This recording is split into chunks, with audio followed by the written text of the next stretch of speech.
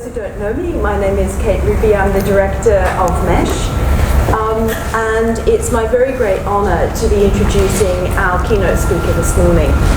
And in doing so, it's appropriate that I begin by paying my respect to the elders of Australia's First Nations, past, present and emerging. And I extend this respect to all Aboriginal and Torres Strait Islanders. And I do so in the appreciation that I'm the beneficiary of the skill and knowledge and loving care that they devoted to sustaining such a flourishing world on the continent of Australia, and also in the knowledge of the complicity of my own forebears in their displacement and the discrimination and marginalisation that they have experienced. I say this in particular because we are extremely honoured to have an Aboriginal elder with us here today. Within the Western academic framework, she bears the title of Professor Dr. Anne Pattel-Gray. But as an elder within her own community, she is known by the honorific of Auntie Anne. Auntie and uncle is the term of honour bestowed upon elders. Well, Anne is a descendant of the Bidjara Kari Kari people of Queensland. She's a celebrated theologian, biblical scholar and Indigenous activist. She is Professor of Indigenous Studies and the inaugural head of the School of Indigenous Studies at the Australian University of Divinity. This chair was only created very, very recently, so this is really quite a momentous development, and is the first chair, the inaugural chair of Indigenous Studies at the Australian University of Divinity. She was awarded her PhD at the University of Sydney in Religious Studies in 1995. She was the first Aboriginal person to receive a doctorate at the University of Sydney in 1995. And this is a great achievement for Anne, but it is also a poor reflection on the discrimination and disadvantage that Aboriginal people have and continue to experience in Australia. She's a real battler, I think I can say. Through her research, education and leadership, she's been a critical and influential activist in seeking justice and equity for Indigenous peoples and in developing cultural frameworks and practices built on respect for Aboriginal and Torres Strait Islander communities. Among her many publications are Aboriginal Spirituality, Past, Present and Future, and most recently a multi-volume work called De-Colonising the Biblical Narrative. And in the program we reference volumes 1 and 2, but the third has also come out. So this is coming out thick and fast, and it's absolutely remarkable work, because Anne and biblical scholar Norm Habel and other Aboriginal elders with whom they're working are basically rewriting the Bible through an Aboriginal lens, bringing that vision into conversation with Indigenous spiritualities in Australia and Torres Strait. Really remarkable. And she's working on a new work called Red Ochre Theology, which is coming out next year, and I can't wait for this to appear. So, Auntie Anne, over to you. Thank you.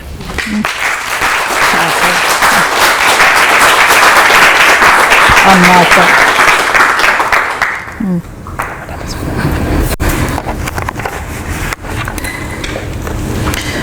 Good morning. It's a pleasure to be here with you all. And is the mic on, or is it not on? No. Sorry. So I've got to have two. Okay. It's a pleasure to be here with you all this morning. As a tradition of my protocols of my people is acknowledgement of country. And I just want to take this time to acknowledge the country we are on. I'm not sure who the traditional owners are, but God bless them. We acknowledge them. But I want to pay my respects to my Creator, the ancestors, and my elders, both past and present, and to recognise the next generation of leaders that are coming behind us. Today I will share my Aboriginal eco-spirituality, culture and ancestral narratives of the Creator's actions and interactions with our ancestors by defining the Creator's relationship with my people. I will define the First Nations theology viewed through our cultural lens, a theology founded on our cosmology, epistemology and ontology, our First Nations way to interpret biblical narratives. Our cultural epistemology and cosmology are the foundations to provide further biblical interpretations, highlighting Western colonial influence and justification for land theft, human denial and domination and environmental exploitation and destruction and climate chaos. Australia's First Nations people have a very deep spiritual relationship with country. Country is the term we prefer to use to define people, land and environment relationship. Country is a worldview that encompasses our relationship to the physical, ancestral and spiritual dimensions and involves the kind of intimacy evident in the oft-quoted expression, "The country is my mother." Can I just get that PowerPoint, one slide brought up?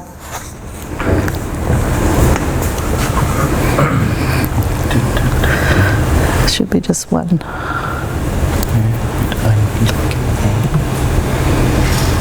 Okay. Yep. These are the dimensions that I've just mentioned to you that are relevant to how we see country.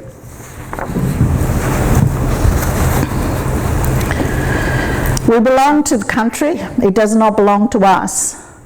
Indigenous people think of country as they would a family member. We worry about country and we sing to country. We care for country. What we need to ask ourselves today is, we as Aboriginal people, we see ourselves as caretakers and stewards of our land. We care for country. How do you care for country?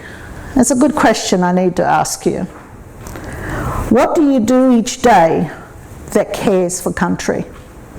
Because every day our actions that we take is about caring for country. It's a conscious thought, it's a conscious action. And I need to ask you, how do you live your life and how do you care for country? Professor Marcia Langton, Aboriginal professor, historian, speaks of how knowledgeable elders have relationships with special places that are imbued with remembered qualities. These include their spiritual significance, geographic and ecological features, food and medicine resources, physical and spiritual dangers, and presence in personal memories and stories. Sometimes the most protected and sacred places in Indigenous laws and ceremonies are essential to sustaining drinkable water sources and food security overall, and also to enhancing the likelihood of increasing those water sources and boosting food security. Physical features of land and waters are not merely places, but along with their physical and environmental characteristics, carry evidence of spiritual events involving the original ancestors whose powers persist. Our country is a critical life source for our existence. Land is life, life-giving, spiritual, physical, social and cultural and ceremonial. And all of these are the foundation to our cultural identity and connection to country. As a First Nation scholar, theologian, author and activist, I have spent decades on my own journey of discovery to explore the rich religious, cultural and spiritual heritage of my people, to affirm and embrace my people's teachings and knowledges within the development of my own academic research. Aboriginal cosmology, worldview and knowledges are core to our First Nation ontological quest and fundamental to what we know and believe. The basis of this research is that we are the oldest living culture in the world, and we have a deep understanding of the mysticism associated with the Creator. Being the oldest culture, living culture and continuous culture in the world doesn't seem to have much value in Australia. And considering that we are somewhere between 110,000 years to 120,000 years in existence on our land. And yet we've been able to live with our environment, adapting as need to climate change over the years, or well, over the centuries and millennia, as to a testimony of our survival and our knowledge. Our country is the foundation to our cultural identity. First Nations spirituality defines for us our collective and shared ecological responsibility to ensure country is never exploited for financial gain or personal greed. First Nations management of country and practices of hunting and gathering is sustainable and healthy lifestyle. We also farmed and gardened, not in the same way as Europeans, but why should we? This is a different continent. We cared for the land through various processes, and coal fire burning was and is a tool of management and stewardship. It is common knowledge that most non-Indigenous Australians look elsewhere away from country for spiritual enlightenment. They float lilies on other people's sacred pools, climb the steps of ancient temples, pray in churches because they happen to be in Paris or Rome, but rarely do they choose to embrace the spirituality and philosophy of the world's oldest continuing and most sustainable culture in their own backyard, the nation-state now called Australia. Aboriginal cosmology, worldview and knowledges are core to our First Nations ontological quest and fundamental to what we know and believe. The basis of this research is that we are the oldest living culture in the world. We have a deep understanding of the mysticism with the Creator Spirit that has been nurtured over some 110,000 years. Land is more than just a commodity, as the land has far greater value than money. Aboriginal people view land as spirit, the nexus to our spirit ancestors. The law is carved into the land. The late Yunupingu, respected Gummidge leader from Northeast Arnhem Land, describes land and spirit this way.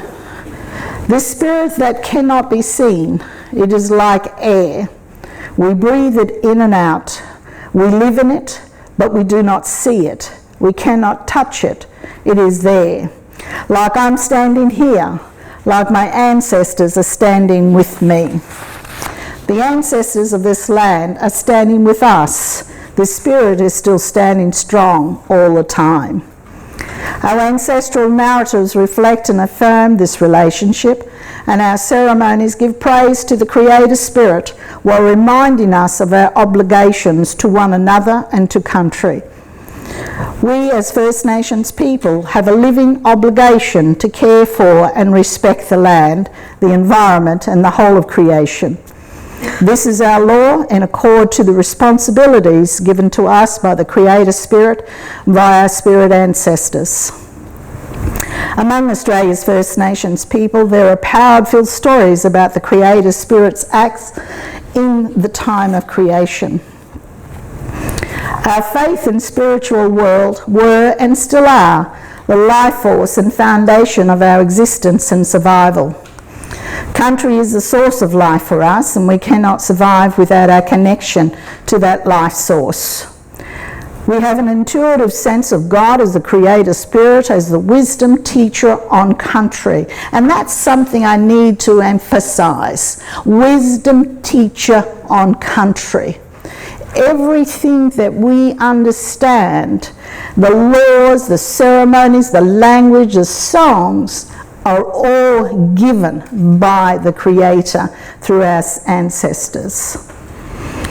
The Creator Spirit bestowed upon us our land and entrusted this world to us, and we are to protect, care for, and to rejuvenate our Earth Mother. The Creator Spirit handed down our laws which dictated every aspect of our life and permeates our spiritual life, and taught us how to care for our country and our obligations and responsibility to our kinship systems, religious and spiritual life. The Creator Spirit gave us our ceremonies, songs, rituals in which to honour and remind us of the Creator's presence, that the Creator Spirit is always with us. What the British colonisers failed to see when they invaded our homelands was the rich spiritual life of First Nations people and the presence of the Creator Spirit in us.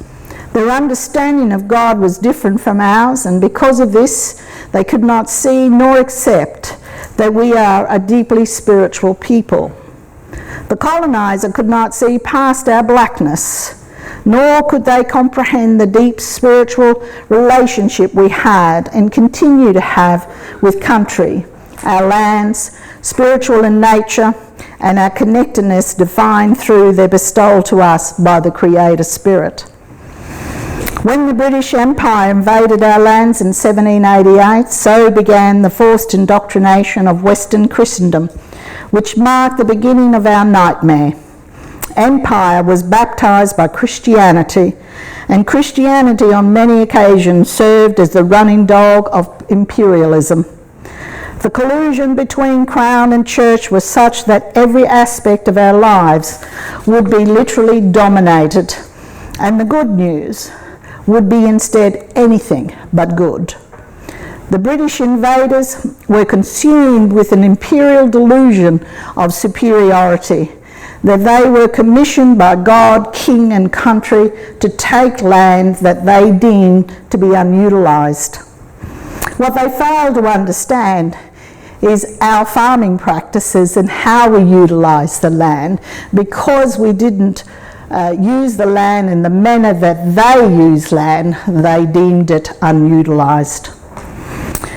British imperialism saw themselves as God's chosen people to be agents to take possession of lands that they deemed had not been exploited to its maximum potential, thereby delivering the advancement of Western civilization to First Nations people as the fundamental foundation to their mission. Across Australia, Aboriginal nations would experience a version of God that was not only foreign, but also colonial, racist, dehumanising, dominating, and who demanded total submission to the British imperial colonists and colonial settlers. The Bible was used as a tool to justify the dehumanising actions of the colonisers.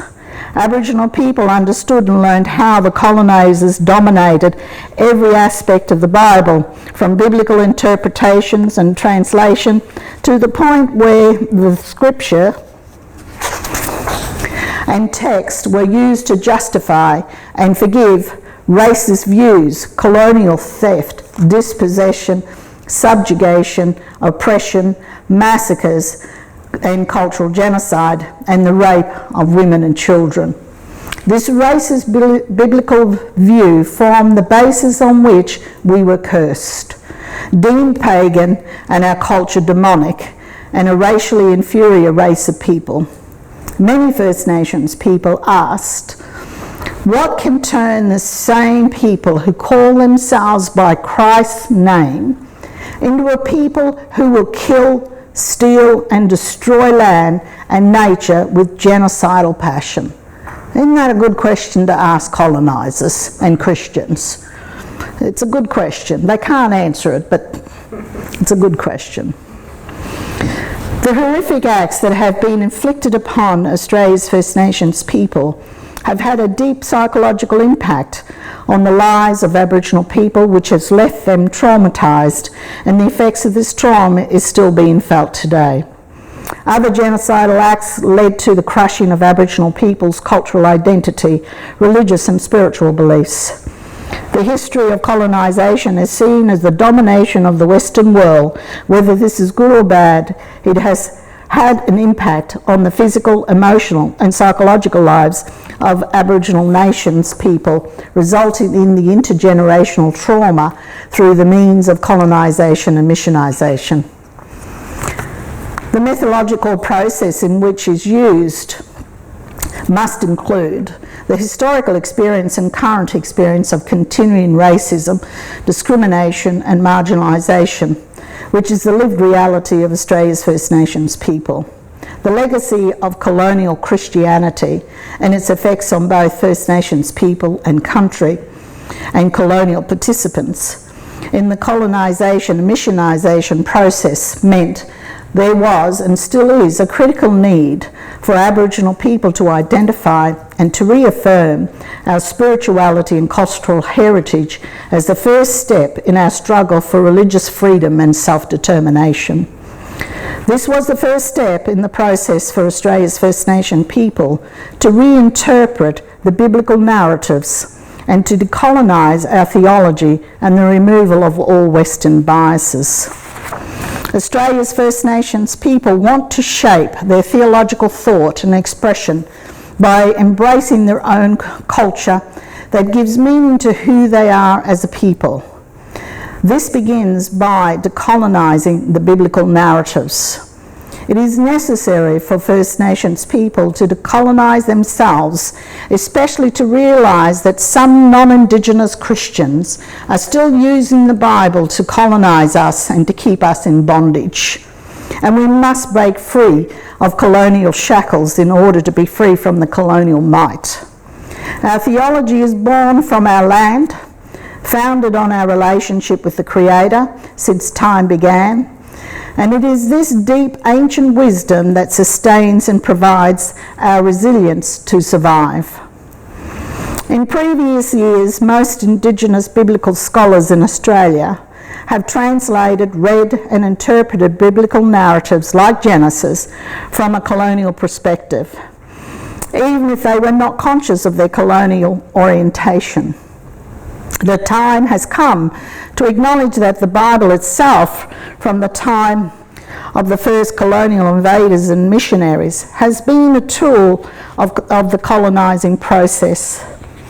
Stephen Hendrick writes, "The Bible has been used as a tool of colonialism, xenophobia, exclusion, genocide and cultural genocide. It is, but this does not have to be.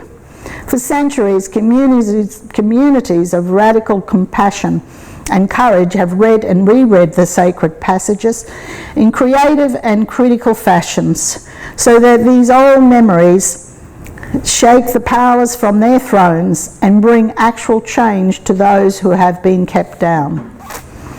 It is important to know that the problem is not the Bible itself, but the way the Bible has been used and interpreted by empires and colonisers to justify invasion and colonisation. As a First Nation scholar, I have worked to explore how to interpret a book that has had a history of being not only a tool, but also a weapon for colonising our country and people with such violent force and brutality. Our approach in decolonising the biblical narrative is not only to decolonise the interpretation of the Bible, but also to decolonise the biblical narrative itself. For example, Brother yesterday, James, spoke about Adam and Eve. I'll give you our interpretation of Adam and Eve. Aboriginal people firmly believe that Adam and Eve could not have been Aboriginal, because if they were Aboriginal, they would have eaten the snake and not the apple. So sin would not have entered the world from our perspective. We say sin entered the world through colonialism. That's when we encountered evil, and we continue to. So those are some of the kind of narratives we bring to this new decolonising biblical text. Some of them, have a heightened humour to them, but it is how we interpret, and not well received in some quarters in Australia. In this context, colonialism and coloniality can be understood as a mindset of editors, individuals, communities, or people that assume, claim, or activate the fundamental belief or worldview that they have the right to exercise dominion, control, or dispossession of others, individuals, countries, communities, or peoples.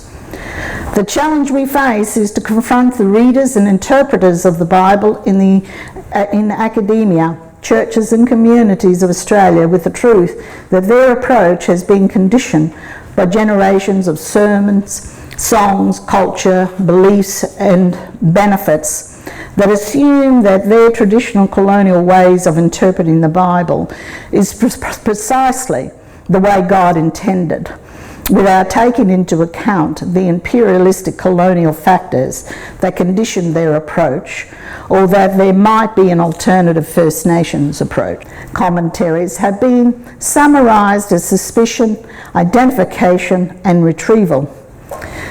The interpreter suspects or assumes that past interpretations of the text may have been anthropocentric. Gosh, could it be? No.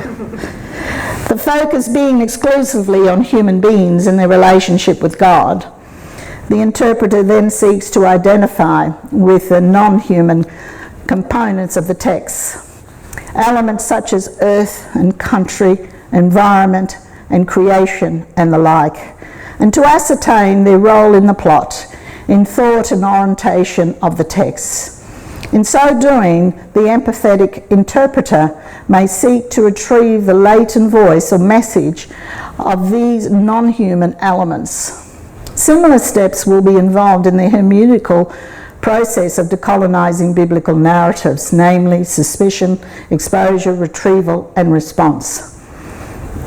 These steps are similar but not identical with those employed in the Earth Bible series noted above. The goal of the decolonising hermeneutics is to retrieve the pre-colonial narrative or tradition of First Nations people.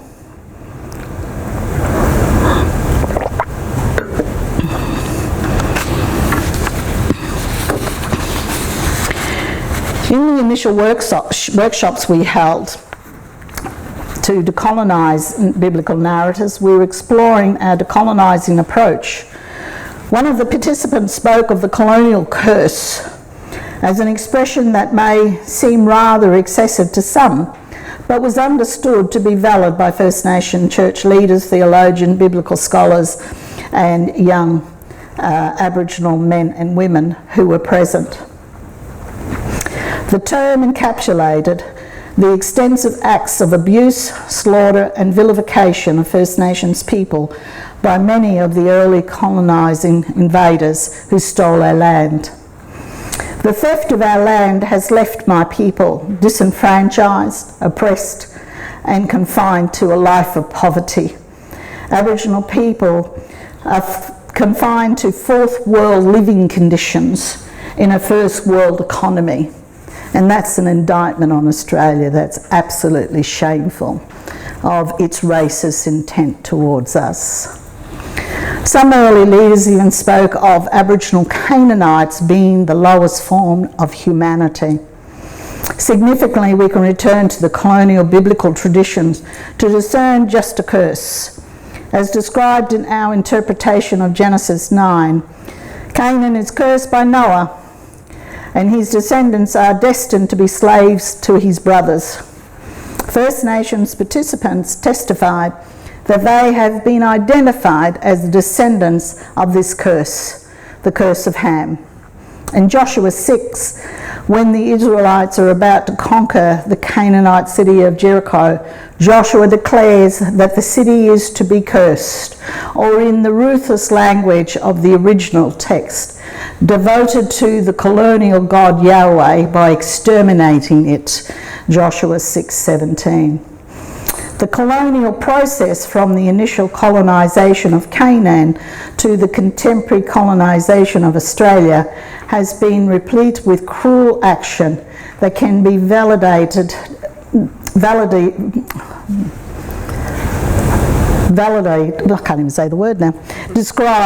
described as colonial curse.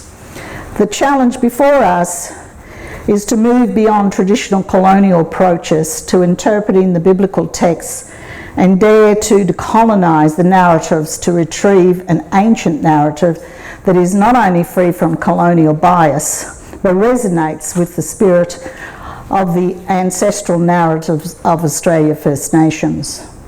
As an Aboriginal scholar, I've always struggled with the colonial narrative that presented us and portrayed a colonial God who favours one race over another.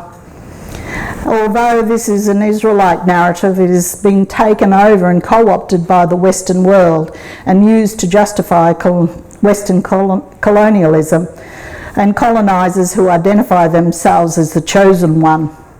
I cannot believe that this colonial God is the one and the same as the Creator Spirit that we know and understand and whose spirit we breathe. This colonial imperial God that the British coloniser brought to our land was and still is hell-bent on destroying First Nations people. As First Nations people, we could not tolerate bearing the image of this God, nor could we find comfort in or communion with a God who acted like a colonial landlord. This racist biblical view formed the basis on which we were cursed, deemed pagan and our culture demonic and racially inferior race of people. Many First Nations people ask, what can turn the same people who call themselves by Christ into a people who kill, steal and destroy? The theft of our lands have left people across Australia economically destitute, confined to a life of poverty. In some cases, we are denied access to land and forbidden to continue our traditional practices as food hunters and gatherers and farmers.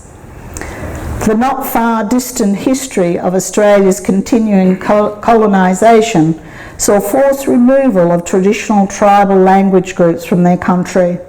Our people were herded and locked up in fenced compounds run by the missions and the government. Our children were stolen and forced into servitude. We were confined to rations and little food, and many of our people dying of malnutrition and treatable medical conditions. The forced removal from country breaks our spiritual connection, and we pine and long for that spiritual reconnection to country. The white invaders from Europe have an uncomfortable relationship with this land we now call Australia. They viewed the land as savage and aggressive. It had to be fought into submission. It had to be conquered because it refused to be England. The invaders brought with them what they thought was progress in the form of industrial revolution. The planned and conscious slaughter of thousands upon thousands of men, women and children were a small price to pay to feed their ambition for wealth, power. They used brutal methods of land acquisition, clearance and destruction. Australian scientists, sociologists and anthropologists describe First Nations people as being primitive and solely hunters and gatherers, and lacking all forms of civilization and progress. They describe First Nations people not as farmers, and cool fire burning is not a tool for managing the land, but rather they see fire as being destructive. They go on that we did not build dwellings and had no technology, despite the sophistication of the boomerang, that we had no scientists, doctors or lawyers, that we were incapable of innovation, although we did have innovators and we did have doctors and we did have lawmen. So, you know, what they saw as their truth was not the truth. In truth, we had a long history as innovators and as people who adapted to phenomenal climate change, including an ice age and rapid sea rise level, pestilence and colonisation, and here we are, we're still here. First Nation knowledge space is an ever-moving field, dependent on the capacity of Western science to prove what Australia First Nations people hold as ancient knowledge which they have always known. The invading colonists feared the country, which they regarded as a kind of hostile land that had to be brought to submission. For this early colonists, pioneers were glorified, even though they failed in many of their tasks and many died in their explorations because they denied help from Aboriginal people. Whereas the First Nations people regard country as a companion in life's journey, a personage to be respected and honoured, loved and nurtured, its power and fragility stewarded. Our people have a give and take relationship with country, where this relationship is viewed as family. We worry about country and we sing to country. We care for country. The rape and pillage of this continent of Australia is an abhorrent to us as if it had been done to one's own mother. It is furthermore immoral to repay the personage who nourishes and nurtures us, who gives us life, with exploitation for greed and short gain. Ewan Bunurong and Tasmanian author and scholar Bruce Pascoe reminds us that the earth is not our collateral, we are hers. This Western scientific demand for exploration debases the meaning of the word progress, polluting a river, destroying the ozone layer and seeding the ocean with plastic fragments that eliminate whole species of fish should not be seen as collateral damage, but as a signal that our methods of production cannot be tolerated. We must change if we wish to hand over the earth, our mother, to our grandchildren in such a state that they will and may prosper. There are viable, sustainable, regenerative commercial opportunities to change our approach to land use and consumption. To change is not simply a rejection of capitalism, but a repudiation of its dangers and reckless extravagance.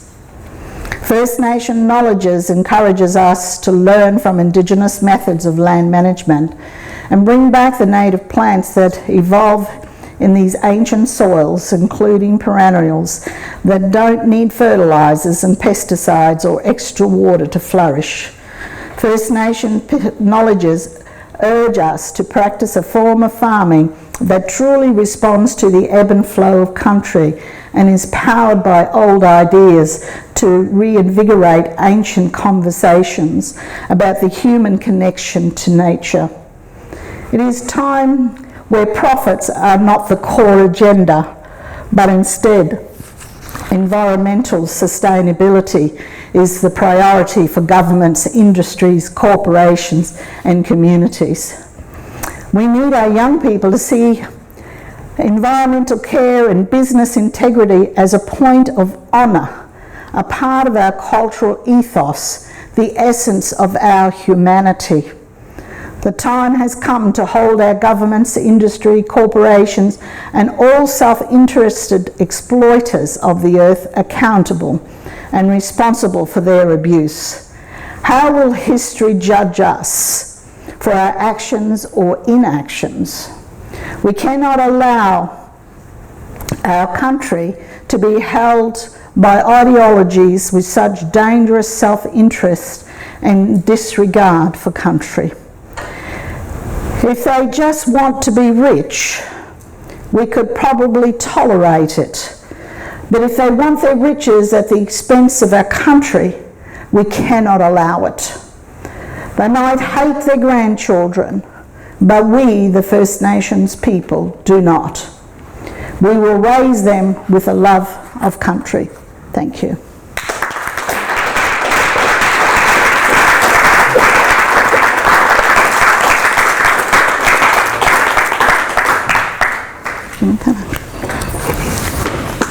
Thank you so much, Auntie Anne. Really wonderful and inspiring talk.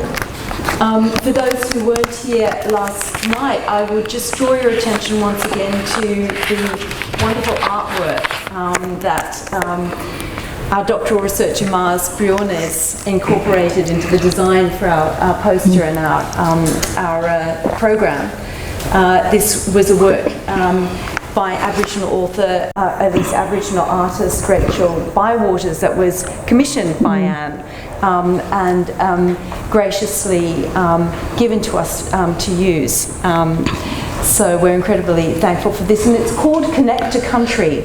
And in the little explanation of the image, you will see more of what Anne has been talking about in terms of the relationship to country. So we have time for questions and comments.